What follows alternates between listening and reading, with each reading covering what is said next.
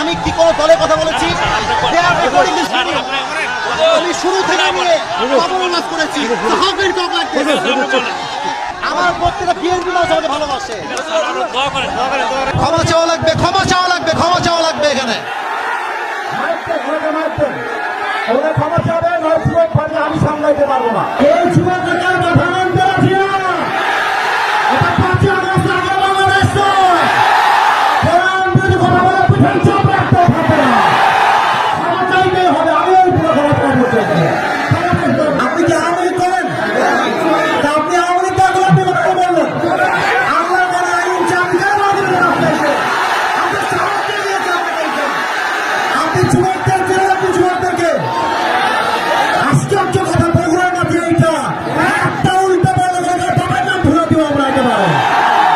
আমার background check করবেন আপনি। You have to check my background first, then you can comment on my self.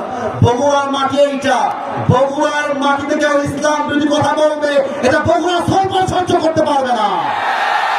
আরে আমি তো শেখ হাসিনাকেই গুনি নাই, আপনাকে মুখের জন্য আমি কি করবেন? আপনারা আমাকে কি করবেন?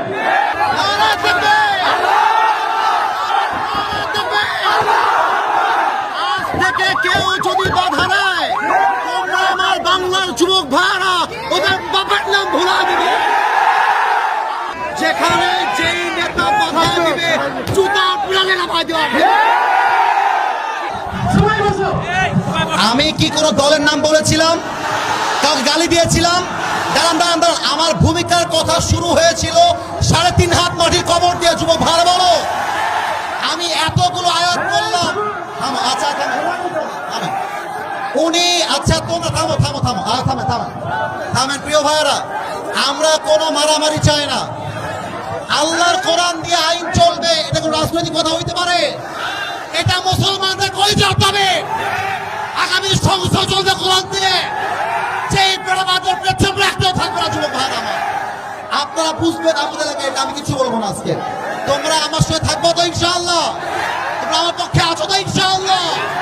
আবার দেখা হবে রাসূলুল্লাহ ওয়া তাআলা ওয়াসিল মুমিনিন। ইনশাআল্লাহ দেখা হবে ইনশাআল্লাহ।